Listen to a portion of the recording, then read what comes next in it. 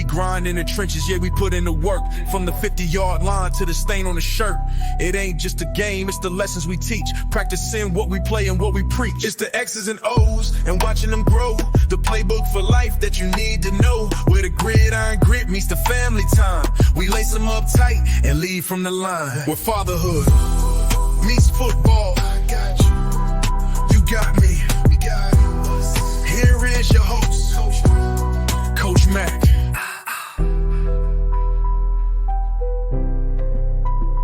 Got you. You got me. We got us. Here is your host, Coach Mac. Coach Mac. Coach Mac.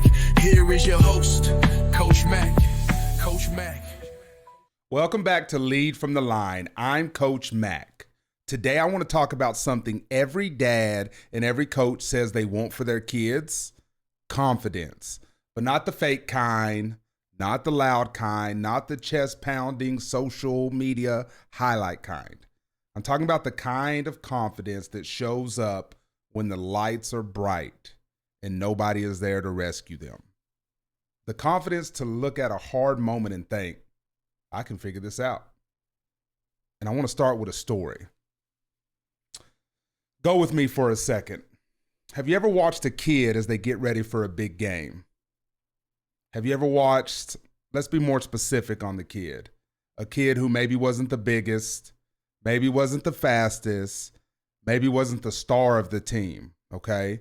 But that kid walked on the field, had his helmet ready, fingers were shaking. You could tell this kid was nervous. You could see it. The way he was fidgeting, whether the kid was fidgeting with his chin strap, fidgeting with his gloves, fidgeting with his armbands, the way the kid kept looking around, looking in the stands, trying to find his parents. His dad was in the bleachers, arms crossed, with a demanding look on his face.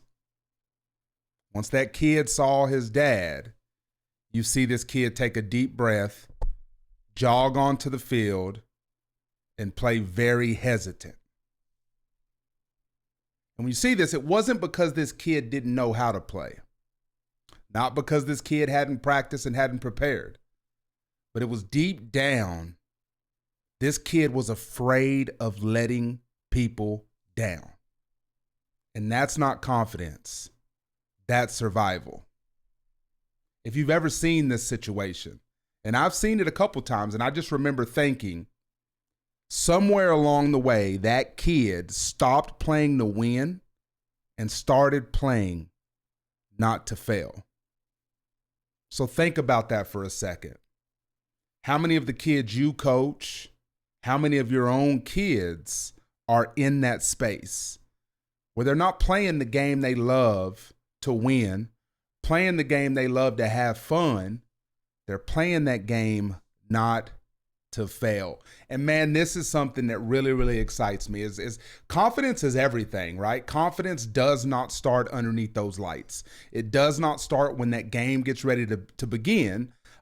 Confidence starts basically in the way you talk to your son after they make a mistake, in the way you look at your son or your daughter when they fail, the way you listen to your kid when they're scared. So the very first stadium that your child will walk into is not a football stadium. It's not a basketball arena. It's not a baseball diamond with the light shining on them. It's your home. Your home is the very first stadium where your kid walks into when the lights are on them, when everybody's staring at them, and when that person staring at them is mainly you, right? So if at your house your tone says you're always messing up, why can't you get it right? You should be more like so-and-so. Then it doesn't matter how many drills you run, how many reps you make him or her do, how many camps you pay for. That child will step onto the field with doubt. That doubt will already be living deep inside. And this is just something like, how do we push past this as parents and coaches? And I know it's very, very hard, right? We want our kids to be confident. We want our kids to walk into every situation knowing, hey, I've put in the time, I've put in the preparation, I can handle any situation I'm going to be placed in. But I think ultimately the thing they fear the most is letting their parents down, letting the coaches down. And so we've got to get back as parents to letting our kids know again, like, hey, you're my favorite athlete. Getting to watch you compete is one of my favorite things in the world.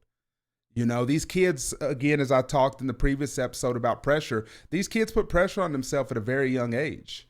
And so if as adults, we can let them know, hey, no pressure, play free, play with confidence. I'm proud of you no matter what. We've got to get past this celebration of success, right? We only celebrate our kids when they do something good. We only celebrate our kids when they make the big play during the game. Why not celebrate our kids' effort? You know, in a world today where mental health is so big, kids go through stuff as well. And it's hard on kids as well to be able to, you know, push through some things, whether it's just the emotional load at school, you know, kids talking down to them, homework's getting harder, teachers being burnt out. We can talk about this one all day. Teachers being burnt out and not giving the kids the, you know, one-on-one time that they need, especially with how big some of these classrooms are nowadays. There's a lot going into it. So our job is to make sure that our kids know, hey, be confident in yourself. And I think that will help tremendously. And then when you go kind of the next thing you talk about is just that quiet confidence. Let's get real about what kills confidence is what we're talking about. We've talked about how we can kill it as adults and just everything going on in the world. But this one I talked about confusing love with performance. If the only time we get excited is when our kid makes a play, this right there will teach a child that love is earned, not given. Now, inevitably, somebody's going to be listening to this. They're going to be like, no, I love my kid no matter what. Man, my kid. Have you ever been watching your kid playing a sport that you love and they don't perform the way you want them to and you feel some type of way about it? I'll raise my hand. I've done that. I've seen my child put in all the effort, all the work, everything, and then go to the game and lay a dud. But whose standards? Did he lay a dud by his standards or was it by my standards? So I went in with expectations that no matter what my son, what my child did that day, it wasn't going to be good enough. And that's something that I have to work on as well. And it's something that I have started to work on. Man, at the end of the day, I love football. You can tell by this podcast, by everything I've said so far, by coaching sports, I absolutely adore the game of football. I think it teaches so many life lessons that can carry a boy and a girl too. Girls can play football too, that can carry throughout adulthood. Some of the best memories I've ever had were playing sports. Some of the best things about teamwork and brotherhood and standing up for your for your team came from football. And so I think that's another thing too, that I have different expectations. Like I've seen football played at a college level. You know, I've been on a college field and I've seen how people work and the effort and the things that go into it. But I can't expect that from my 9 and my 11-year-old. And so never want your kid to think they have to perform for their parents to love them. Man, if I don't perform, my parents aren't going to love me. And so that's one thing that we've got to work about too. Overcorrection, and this is something from a previous episode we've talked about as well. We're really trying to reiterate and hit on this, is that every car ride home is not a film session. It's not. That is not when you're riding home where it's time to say you messed up, you did this. You can kill confidence in the backseat of the car on the drive home from a game. As I mentioned, you let your kid talk.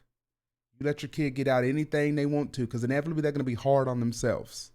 Inevitably they're going to remember a play that they could have made in a game. And so in that opportunity, that drive home, that's when you say, I'm proud of you. Man, I love watching you play. You are my favorite athlete. You support, you encourage, you love, you nurture, and you build that child up right then and there. And then this one right here, I'm going to ask a question on this one. You ever been at a game, youth sports, and you can hear that one parent yelling? And they ain't yelling good things at their kid. They're critical. Every word cutting deep in that child. You can see it. I've seen it with my own eyes, both football and basketball. I've heard the dads yelling. I've heard the moms yelling. I've seen a dad walk across a basketball court. He actually didn't go through the middle of the court, thank goodness, but walked around the court to the bench to go talk to his son during the middle of a game. You can't do it. The game's already being played. The coaching is done at that point. Walking across that field, walking across that court, yelling, screaming, all that's doing is slashing at confidence. Just dropping that child even lower, even lower, even lower. If you yell across the field and call him out in front of his teammates or mock your kid's mistakes, that child will stop risking. That child will stop trying to make those plays. That child will become passive. That child will become less aggressive. And that child will ultimately lose confidence. And my opinion on that too is we're called to grow and develop our children. If you coach, you're called to grow and develop the kids you coach. And I think when you're critical of a kid, you hurt that kid's development. You slow that kid's growth down because that kid is just trying to survive. Like I opened up with the story in the beginning. You then have these kids who aren't playing the games because they love the game and they're playing to win and they're playing for brotherhood and they're playing for their teammates. They're playing for you. They don't want to let their dad down. They don't want to let their mom down. And so I think it's very, very, very critical that we push past that. I need to get a sip of this coffee real quick. And that we let our kids know we believe in you. You can do this. I'm proud of you. So let's talk about this. So today's episode, we jumped right in. I told you a story. Today's episode is titled The Confidence Playbook. And we're going to work and we're going to build us a playbook right here and right now that can help us going forward in every situation. Whether it's a sport, whether it's home, every situation we can apply this playbook. And so kind of here's how it is. It's not just a theory. This is what works. So I challenge you to separate your child from who they are and from what they do. Does that make sense? So separate who they are from what they do. They're two separate things, okay? And I think this is a phrase that we can say that can truly, truly help us out. I'm proud of who you're becoming, not just how you play. Because at the end of the day, no parent wants to celebrate the youth sports wins. No parent wants to just be like, man, this is my 20-year-old son. Let's talk about what he did when he played youth sports. Man, this is my daughter right here. She dominated on the soccer field back in the day. Now, inevitably, you can have those conversations, but that's not what we lead with. This is my son. Let me tell you what he's doing. Son, meet so-and-so. And your kid's able to shake hands with somebody. Look them in the eye. Pleased to meet you. Those kind of things are important, right? Praise your child's effort and not just the outcomes. Instead of saying, hey, nice touchdown. I saw you fight through that first tackle. You kept your legs driving. That effort right there, that's who you are. Man, you feel how good that feels? Woo, that gets me tingly inside because that feels amazing just to say that. Also, let's normalize mistakes out loud. After a drop pass, a missed block, a blown assignment, hey, name me one great player who has never messed up. I'll wait. Spoiler alert, at all levels, every athlete makes mistakes. I don't know if you know that, but nobody's perfect. Nobody's 10 of 10 from the three-point line. Nobody completes 20 of 20 passes for 500 yards and 7 touchdowns. Nobody goes 5 of 5, 5 home runs, 10 RBIs. It just doesn't happen. So in those situations, we learn, we adjust, and we go again. Everything ties hand in hand. When a situation doesn't go the way it needs to, hey, let's reset. Let's try it again. You got this.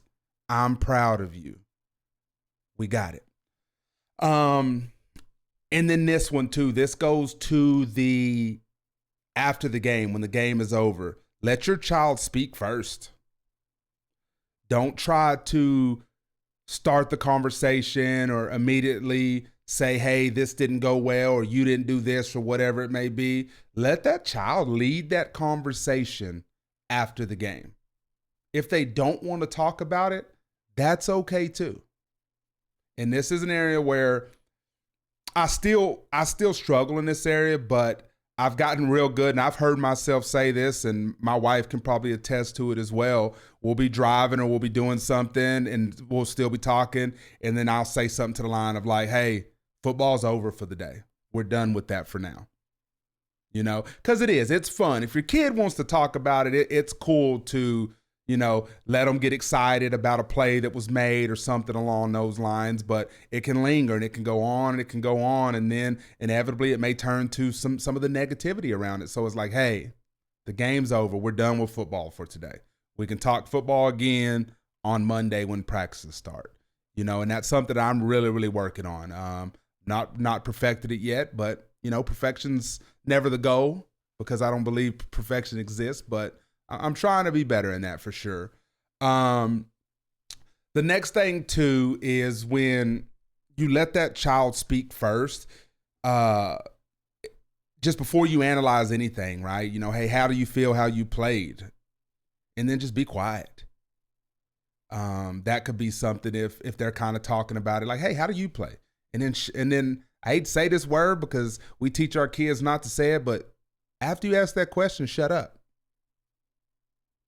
After that question is asked, shut up and listen. Effective listening. Not listening to fix, listening effectively to understand the feelings of your child after they've played that game. They don't need it to be fixed. And in all honesty, it probably can't be fixed right then and there and in that moment. Shut up. Sometimes we talk too much as parents. Sometimes we talk too much as coaches. Listen, use these. These are powerful. And then here's something too, right? This is, again, I'm a storyteller. Like I want to talk about, I just want you to picture again, go with me for a second. I want you to imagine this. So your son had a rough game. He knows it. You know it. Everybody knows. And again, this doesn't matter if your kid's a star athlete. Doesn't matter. Your kid had a rough game. Everybody knows it, okay? You get in the car with that kid, and your kid's looking out the window. Just gazing.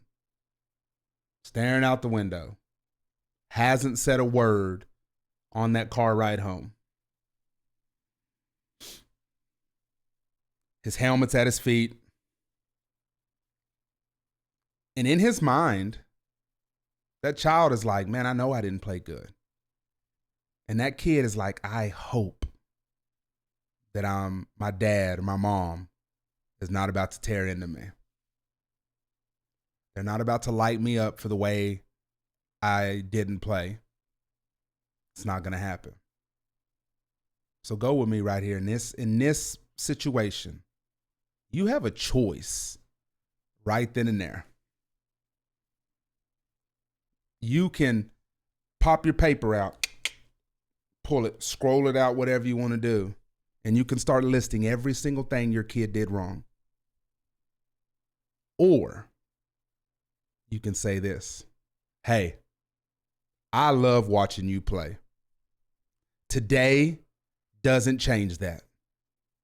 We'll figure out the rest together, and we'll figure it out at another time. Right now, let's just ride home, and I want you to know that I'm proud of you and I love you. The choice is yours in that situation. I hope that if you're ever in this situation, that you make the right choice, because that right choice goes back towards what we've been talking about this whole episode, is confidence. And then I guarantee your kid at the next game, they're going to be confident. They're not going to fear what's going to happen at the end of the game. They're going to be confident in knowing that if they do their best, that's all that matters. I always tell my 9-year-old football team this, and they love it. And it's funny because at first they were like, I don't know. But I always would ask them, I said, hey, what's football? And some of them will say, it's a sport. It's this, it's that, it's that. And I'm like, no, think a little bit harder. What's football? This was the first time I told them. What's football? And then finally someone goes, it's a game. And I say, okay, so what are games? Oh, there's stuff you play. They're 9, so they had to think about it for a minute. I'm like, okay, well, when you play a game with your friends, what do you want that game to be? And they're like, fun. I'm like, so always keep that in mind.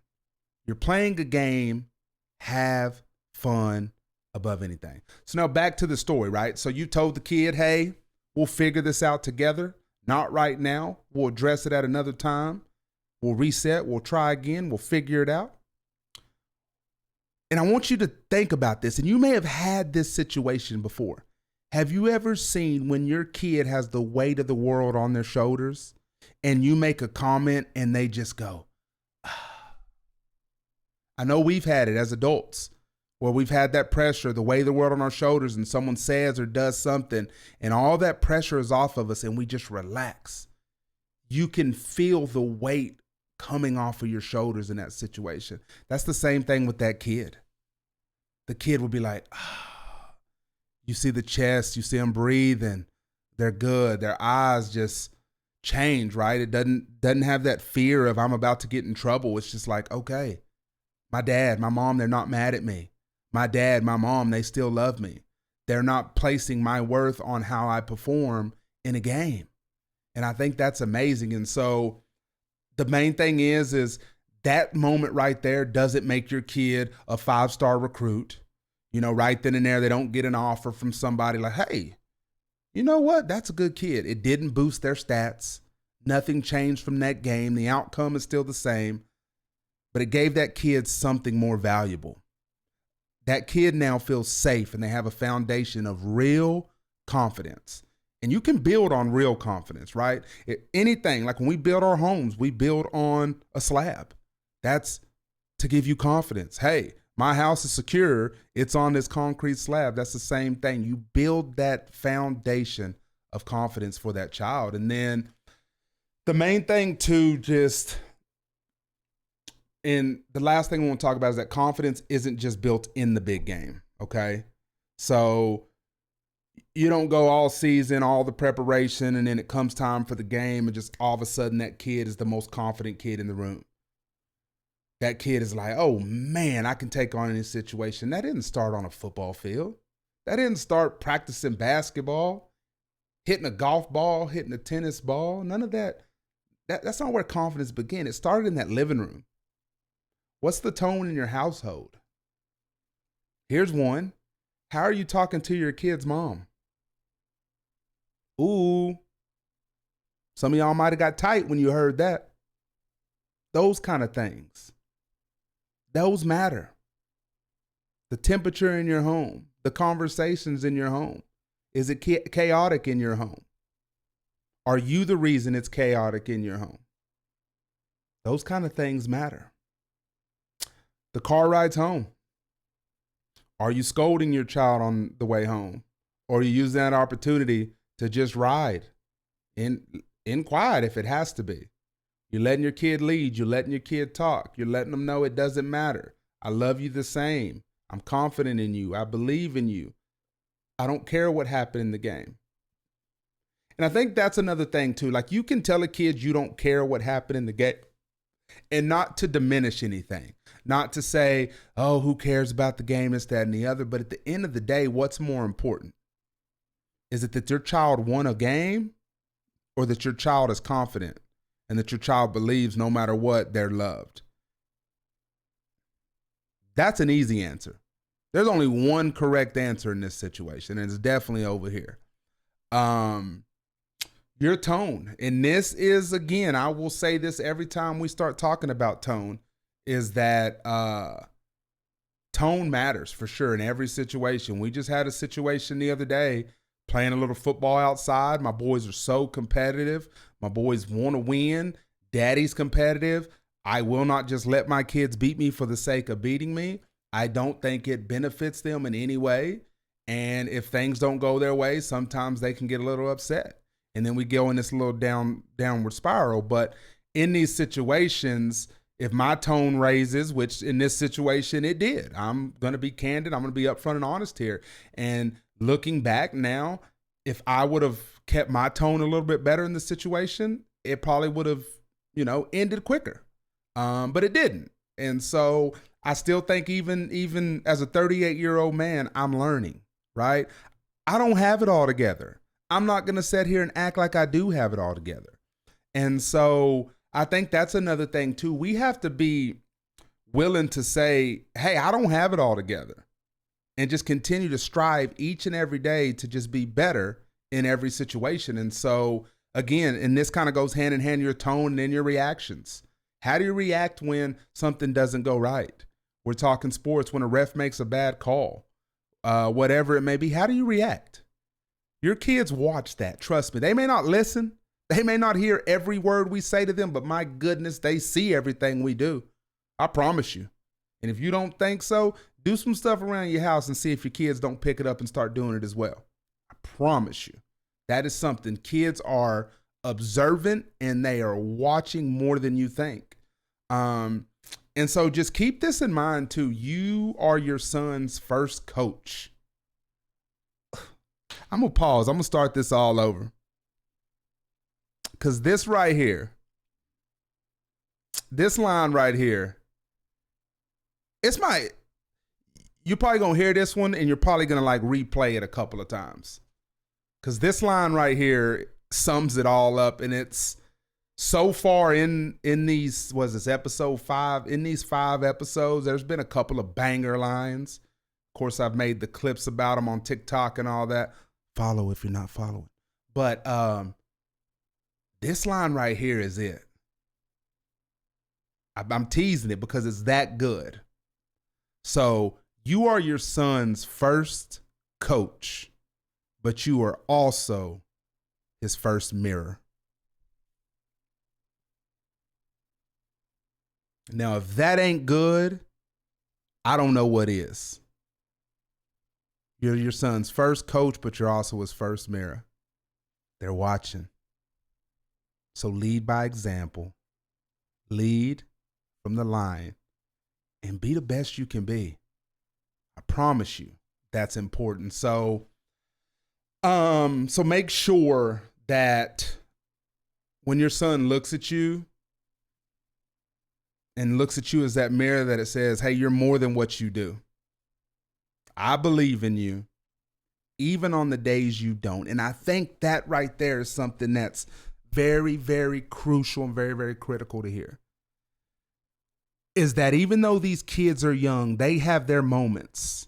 They have their days. They have the times when they don't believe in themselves. And so that's when building them up at an early age and continuing to build them up, even when they get older. It doesn't matter. Again, I have older girls too. You still want to try to build that confidence, right? They may not always be in your household. They may be going to school. They may be doing whatever it is, but you still have that opportunity to build. Build, build, build, and never stop, right? You're more than what you do, and I believe in you, even on the days you don't. This is Lead from the Line. Let's raise boys and girls who are confident from the inside out. Remember to always lead loud and lead proud. The fourth quarter fades, the stadium clears, but the job of a dad lasts for all of the years. We studied the tape, yeah, we learned the design. Now take it to your home and lead from the line. No flags on the play, keep your vision alive. Fatherhood and football, that's how we survive. That's the final buzzer for today. I appreciate you stepping into the huddle with me. If this episode gave you a new play to run at home or on the field, do me a favor. Hit that subscribe button and leave a review. It keeps the lights on. Remember, the game doesn't stop when you leave the field. Go be a champion for your family. I'm Coach Mac. Lead loud and lead proud. Take it to your home and lead from the line. No flags on the play, keep your vision alive. Fatherhood and football, that's how we survive.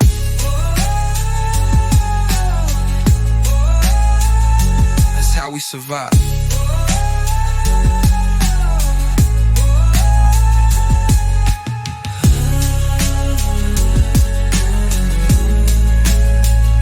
That's how we survive.